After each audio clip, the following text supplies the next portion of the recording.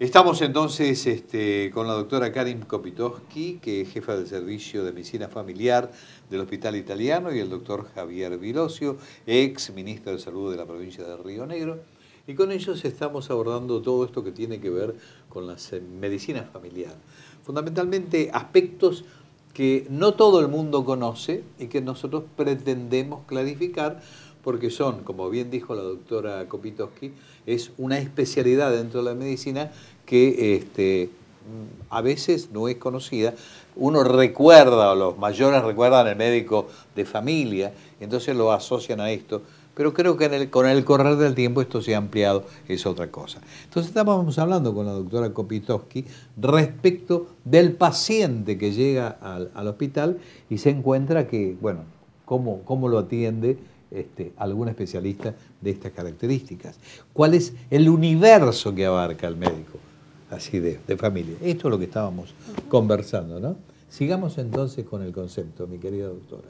Bueno, como yo le decía, a veces los pacientes que vienen de otro sistema pueden percibir a ese médico inicialmente como un escollo, ¿no? Cuando el paciente no entiende muy bien qué es el médico de familia, hasta que ve qué es esto, ¿no? Es un médico que está en condiciones de resolverle la gran mayoría de las cosas que le pasa, de orientarlo adecuadamente si él no lo puede resolver, que está atento a las cuestiones contextuales, al momento vital, que tiene una historia del contexto. Nosotros nos manejamos con una herramienta que es el genograma, y que siempre en la primera entrevista nosotros queremos saber cómo está constituida la familia. No es lo mismo una señora mayor que vive sola, una familia que está ensamblada, una familia donde hay niños pequeños. Hay algunas, digamos, el dato semiológico que ofrece saber cómo está conformada la familia es impresionante.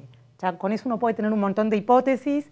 Si uno tiene una mamá que tiene un bebé chiquitito, ya sabe que está atravesando por una etapa particular de la vida, o si hubo un divorcio reciente. O sea que el familigrama es parte de la semiología, como lo es interrogar en profundidad sobre el dolor torácico, lumbar o de cabeza que trae el paciente.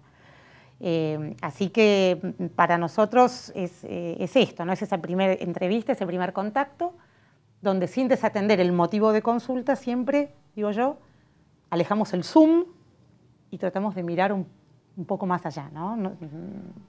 Mira, ¿sabes qué? Lo que dice Karin me hace acordar algo que dijo acá hace algunos programas Isabel del Valle, cuando hablaba de literatura y medicina.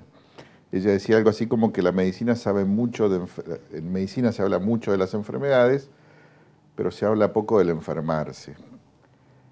Y las enfermedades, eso que llamamos enfermedades, no son cosas que le caen a uno del cielo y que existen por sí mismas dentro de una persona. Uno se enferma socialmente. Uno se enferma y se enferma en el vínculo. Nosotros podemos encontrar daños en órganos, análisis de laboratorio distorsionados, pero nadie enferma, así como nadie vive aislado, aunque esté en la cumbre de una montaña, nadie está aislado al final de la cultura, nadie enferma aislado culturalmente. Y los médicos de familia tienen las herramientas, ejercitan las herramientas para poder captar esta dimensión del problema de salud. Digo problema de salud y a propósito no digo enfermedad, porque otra cosa que ellos, por su formación, y particularmente este grupo que lidera Karin, algo que ellos tienen muy claro es esto que yo te mencionaba recién de desenfermar a la gente o desmedicalizar la vida. Paradójico, tratándose de médicos. Correcto. Entonces hay algunas cosas que se caen. Por ejemplo, prevenir es mejor que curar. Entonces la prevención a ultranza de casi cualquier cosa, sin analizar consecuencias, termina siendo a veces en realidad un guiño para los intereses económicos que hay atrás de vender tal o cual práctica. Igual que como se venden tales o cuales prácticas curativas o de terapéutica, también hay negocio de la prevención. Entonces, yo entiendo que por ese lado también la mirada del generalista o del médico de familia es la mirada del ombudsman del paciente. Ahora los voy a poner en un problema terrible. Las obras sociales no lo tienen considerado como un... Me miró mal. No, de que no todo, no, hay experiencias de obras, hay Sí, experiencias hay de obras sociales muy valiosas, que inclusive tienen residencia de medicina familiar, como es el caso de OSPECOM, de Construir Salud, y otras muchas no. O sea que... Toqué un punto, ¿eh? No, y además tampoco hay un sistema nacional de salud que, digamos, a veces en lo discursivo se habla de la atención primaria, de fortalecer la atención primaria, pero la verdad es que, insisto, se ve en lo discursivo y no se ve mucho en los hechos. Una cuestión que para mí es central es que en muchos lugares hay programas de entrenamiento de médicos de familia o generalistas, pero con una cuestión incorrecta, que es que el médico se forma rotando por las distintas especialidades de donde tiene que tomar ciertos elementos, pero no tiene el role model del médico de familia o generalista. Es decir, no hay servicios, unidades de medicina familiar de las cuales dependan esas personas que están formando. Entonces, ahí sí puede haber un problema porque la persona que se está entrenando dice, bueno, cuando me termine de formar, ¿a quién me voy a parecer? Y a veces ese es un problema. A lo mejor hay muchas experiencias de medicina familiar, no hay muchos servicios, unidades organizadas en el país de medicina familiar. Yo voy a tocar otro tema que va a ser que lo tocó de algún modo Javier, y que tiene que ver con aspectos económicos, que tiene que ver entre lo privado y lo público.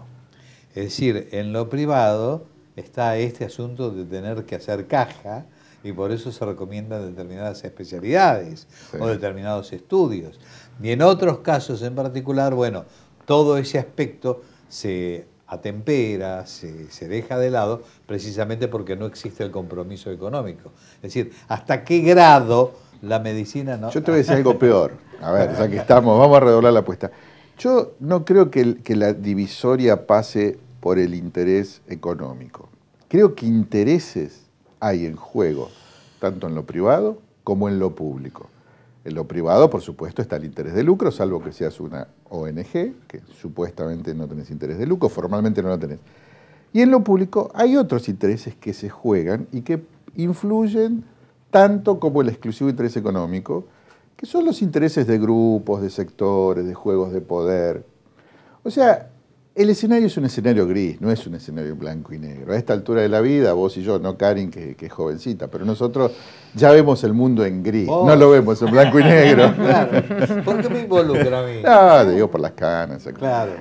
Uno ya no lo ve en blanco y negro, lo ve en tonos de gris. Entonces, habas se cuecen en todas las cocinas, en las cocinas públicas y en las cocinas privadas. Por supuesto son distintos, por supuesto distintos grados de responsabilidad. Pero lo que pasa es que aquellos que somos líricos de la vida y de las profesiones, entonces a veces no comprendemos ese tipo de cosas. No, yo creo que vos comprendés perfectamente. Estoy convencido.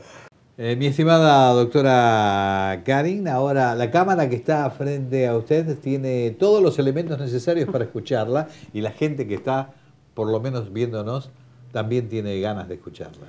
A mí me gustaría decirle a la gente que nos está escuchando que un médico de familia es un médico, yo siempre digo que nunca puede decir de lo mío no es. Estamos acostumbrados a que si a uno le duele algo y va al traumatólogo y descarta lo traumatológico, el traumatólogo dice de lo mío no es, el paciente sale por la puerta. Con esto no quiero decir que un médico de familia va a resolver absolutamente todo, pero va a resolver todo lo que esté a su alcance y va a acompañar al paciente a resolver aquello que lo exceda. Entonces, nunca el paciente se va a ir de un consultorio de un médico de familia con esta frase que es muy desalentadora para el paciente, cuando le dicen de lo mío no es, y el paciente sufriente dice, ¿y entonces de quién es?